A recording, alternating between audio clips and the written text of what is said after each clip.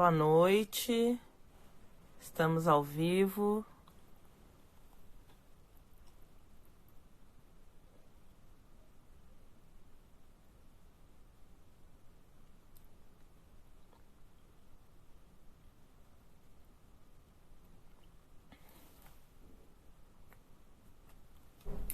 Então, boa noite. Hoje estou aqui como consultora da ID Compliance. Me chamo Evelyn Ferreira, advogada, consultora jurídica. E vamos falar sobre práticas jurídicas preventivas. Oi, Renata, tudo bom? Obrigada. E aí, grande parceira? Então, iniciando a live hoje sobre práticas jurídicas preventivas. O que seria práticas jurídicas preventivas? Eu vou partir de um exemplo, tá? A primeira questão que a gente tem que ter consciência é que as nossas relações sociais, todas elas perpassam por alguma norma jurídica, por alguma regra. Então, tudo que a gente faz hoje na sociedade, bem ou mal, tem alguma regra, alguma lei que está regulamentando, né? Então, agora indo mais num segmento de empresarial, as leis estão cada vez mais presentes. Quando tu tem uma empresa, no mínimo, 4 áreas do direito tu tem dentro da tua empresa. A questão é que nós, pessoas mais leigas, pessoas que não conhecem o direito, é que não sabem disso.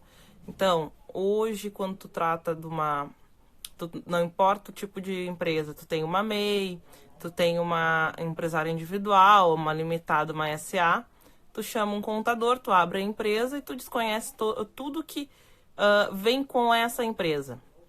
Mas o primeiro exemplo que eu trago, por exemplo, CNPJ, né? Então, é um cadastro nacional de pessoas jurídicas. O próprio nome já diz que vai ter alguma questão jurídica envolvida, né?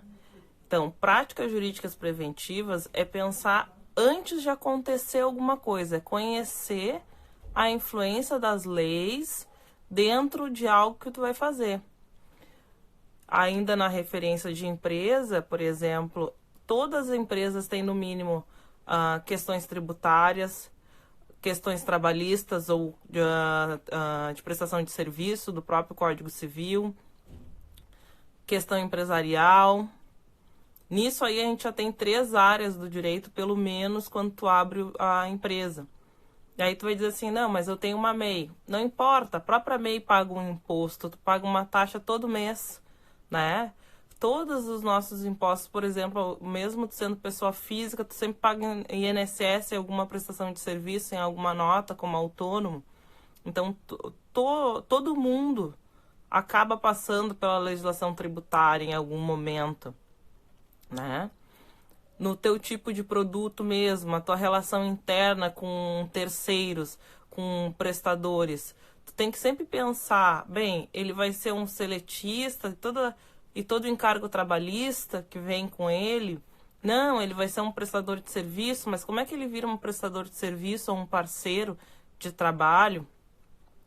Ele é uma MEI, não é uma MEI? Ele vai fazer um contrato de autônomo? Qual é a diferença disso para uma trabalhista? No link empresarial, o que é uma MEI? O que eu posso fazer com uma MEI? O que é um empresário individual? O que é uma limitada? O que é uma CA? Qual é a diferença? O que eu sou dentro desse mundo jurídico enquanto empresa? Né? Então, quando tu tem uma empresa, mais do que nunca, tu tem que se preocupar com toda a legislação e as cargas legais e fiscais e econômicas que vêm em conjunto. Para quê? Para te prevenir futuros problemas, né? Hoje em dia, se tu tem uma assessoria, uma consultoria que te presta informações antecipadas, tu consegue se organizar e se planejar. E mais do que nunca com a Covid, a gente precisa fazer isso, né? Então, tu saber antecipadamente o futuro problema é mais fácil de tu guardar dinheiro ou tu evitar esse problema mesmo, né? E se vem com uma outra questão, não, já tô fazendo algo, comecei a trabalhar, contratei uma pessoa e aí vem os encargos trabalhistas, quero rescindir. Tu não sabe como é que tu rescinde, né? Como é que hoje tu pode fazer um acordo. Então, quando tu tem um olhar preventivo, tu consegue organizar isso até para te prever e evitar futuros custos, né? A Renata aí é minha cliente, está assistindo ainda, foi minha cliente, minha parceira. Então ela também é empresária, sabe muitas vezes os percalços que a gente tem. Então hoje com a Covid a gente tem mais percalços ainda, a gente tem mais medos, porque a gente está mais estável. Então se tu pensa preventivamente, preventivamente o que tu vai fazer, tu evita futuros custos. Outro exemplo que eu trago é que com a carga de com uma ação judicial mesmo, com algum problema que vire uma ação judicial, os prejuízos são muito maiores. Tu tem não só o custo com o advogado, como tu tem o custo com as custas judiciais com o próprio judiciário. Hoje, tirando as MEIs e as empresas de pequeno porte no Simples Nacional, tu vai entrar com uma ação, sendo um empresário individual, uma limitada, uma SA, tu tem grandes cargas de custas judiciais. Cada ato que tu vai fazer no judiciário, tu paga um custo, né? E aí, tu já vem com mais uma carga financeira. Além disso, um próprio advogado mesmo, um advogado que vá fazer um serviço preventivo, evitando futuros desgastes, porque uma ação judicial é um desgaste, é mais trabalho, ele sai um custo menor do que um advogado que vai para uma audiência, que vai para o contencioso, que tem prazos judiciais em cima do teu processo. Mas fora a questão do profissional, tu ainda tem o risco de condenações, que hoje a gente tem condenações tanto dano material quanto dano moral.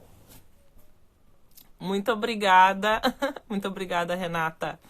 Né? Hoje a gente está com poucas pessoas aí, a gente está iniciando as lives na ED, né? Trazendo conteúdos para todo mundo, vai ficar gravado também. Então a gente vai sempre ter um tema sendo trabalhado. E nessa questão das práticas preventivas, esse mês a gente está trabalhando sobre gestão de qualidade. A Aline, que também é consultora, já falou um pouco da gestão de qualidade no marketing. E hoje eu estou trazendo um dos pontos de uma gestão de qualidade, que é práticas jurídicas preventivas. Então, dentro dessas práticas, por que a gente diz que o preventivo é sempre melhor? É redução de custos. É custo com o judiciário, retomando. É custo com o profissional. Às vezes tu tem uma ação que tu tem mais de um profissional que tu tem que envolver para te se defender ou para te acionar. Tu tem o custo da condenação em si, que pode virar depois, fui condenado, não tem como pagar. Bem, hoje uma dívida judicial é uma dívida que restringe o teu crédito também. Então tu pode ter um reflexo não só no teu nome, mas como no teu crédito, né? E aí, por exemplo, se tu é um empresário individual ou uma MEI, isso também afeta a tua empresa. E todos esses reflexos, a gente não nasce sabendo. A gente tem que ter em algum momento uma orientação de como conduzir, né? De o que tu pode fazer, o que tu pode contratar. Para quê? Para evitar futuros problemas. É prevenção mesmo.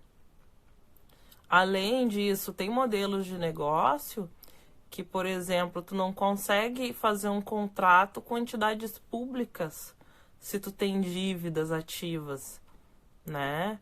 Então, tu não consegue tirar certidões negativas, tu não consegue tirar certidão de débitos, né? Certidão de FGTS pago. Obrigada! Então, hoje tem todos esses parentes que, no momento que tu abre uma empresa, focando na questão da consultoria empresarial, que é o foco da ID Compliance, tu tem que parar, tu tem que olhar e tu tem que pensar. bem, qual é o reflexo de eu abrir essa empresa na minha vida pessoal e quais os reflexos que vêm para esse novo ser, porque é uma pessoa nova, é uma pessoa jurídica, que as leis têm sobre isso. Porque, por exemplo, no caso da MEI, do empresário individual, se tu gera uma dívida grande, os teus bens particulares assumem isso, né? Então, isso já é uma questão que quando tu olha e tu pensa, bem, qual é o tipo de empresa que eu vou abrir, qual é a capacidade que eu tenho e qual é o reflexo que ela vai ter na minha vida, né? E, bem, ou estou numa limitada, o que é uma limitada? O que é o porte da minha empresa, né? Para te compreender o leque de legislações, um leque de coisas que tu pode fazer, até para dialogar com o contador, como é que se abre, como é que não se abre, né? Então, tudo isso são práticas preventivas. E por quê? O direito tá na nossa vida indiretamente sempre, mesmo como pessoa física, mas como pessoa jurídica ele está mais presente ainda. Como eu citei antes, a gente tem o reflexo da legislação trabalhista, do Código Civil. Temos a questão do Código do Consumidor hoje. Para quem trabalha com prestação de serviços ou mesmo venda de produtos, o Código do Consumidor existe.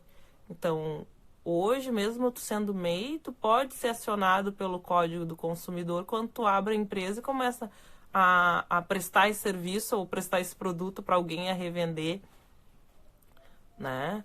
Ou mesmo na área de alimentos, que tu tem que ter alvarás, tu tem que ter a tua empresa, abrir ela e ter alvarás. Tu começa a trabalhar e depois tu começa, mas eu não tenho alvará e alguém te denuncia. Que custo que vai gerar isso para ti? Por isso que eu sempre digo, tu prevenir, tu olhar o antes, tu pensar antecipado, evita futuros custos. Porque não é só o custo do financeiro, mas tem um desgaste psicológico de toda a expectativa que tu gerou em cima do teu negócio e tu começa a ver problemas e problemas e problemas. E não, o fato não é que existem problemas, é o fato que a gente desconhece as questões que envolvem aquele negócio. Desconhece todas essas questões, todas as leis que envolvem aquele negócio. Então, todo negócio tem no mínimo 4 leis, envolvendo 4 legislações, 4 ramos do direito, que é o empresarial, que diz qual é o teu tipo de empresa, né? A tua atuação, o que significa isso. E desse tipo de empresa, ou teu enquadramento tributário, por exemplo, simples nacional, presumido e real, disso aí tu vem com a questão do empresarial para o tributário, que é o enquadramento agora que mesmo estava dizendo. Tu vai olhar e vai dizer, opa, sou empresário individual, estou no simples, mas o meu tributo está muito alto. Por que está muito alto? Porque daqui a pouco tu tem outros tributos, mas o simples é o que é fácil de fazer, culturalmente, mas o que vai te diminuir o custo na parte tributária é o lucro real ou presumido, né? Então, tu não tem como sair desse olhar, saindo de uma MEI, mas para um empresário individual, tu não tem como não pensar nisso, não olhar esses números.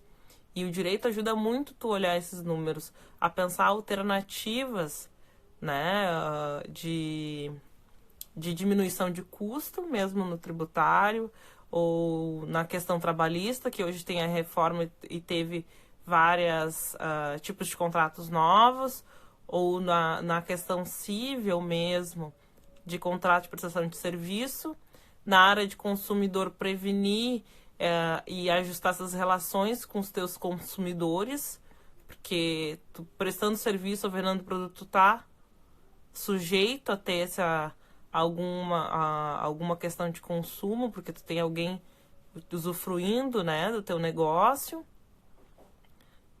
Então, a gente tem todas essas questões que quando tu procura uma consultoria especializada, verificar, prever, olhar antes, que tu consegue se organizar, se planejar, se ajustar e dialogar com outros profissionais também. e construir um negócio mais sólido e mais garantido financeiramente em termos de menos riscos futuros. Então, tu consegue fazer um passo de cada vez com confiança no que tu tá fazendo, né? Então, seria isso, assim, o maior benefício de tu ter uma prática, tu adotar práticas jurídicas preventivas é isso, é segurança de informação, é diminuição de custos, futuros custos, evitar futuros custos ou ter consciência que tu vai ter esses futuros custos, né? Então, isso te dá, no mundo dos negócios, mais credibilidade, tanto no que tu vai fazer do que tu vai negociar, né? Então, isso seria práticas jurídicas preventivas. Hoje temos poucas pessoas, o vídeo é rápido mesmo, é sobre um assunto rápido. Renata, obrigada por estar presente. Eu não sei se tu tem alguma pergunta para fazer para mim, né? Então, essa colaboração, vamos deixar gravado aqui para a ID, para auxiliar aí os empresários que estão no mercado, estão com a situação do Covid e cheio de dúvidas do que pensar, ou até mesmo, acho que seria mais para os novos empreendedores, porque a gente também está com muita gente indo para empreender diante da crise econômica e de trabalho, está iniciando empreendimentos, né? Então, seria isso. Boa noite. Boa noite, Renata. Live muito rápida.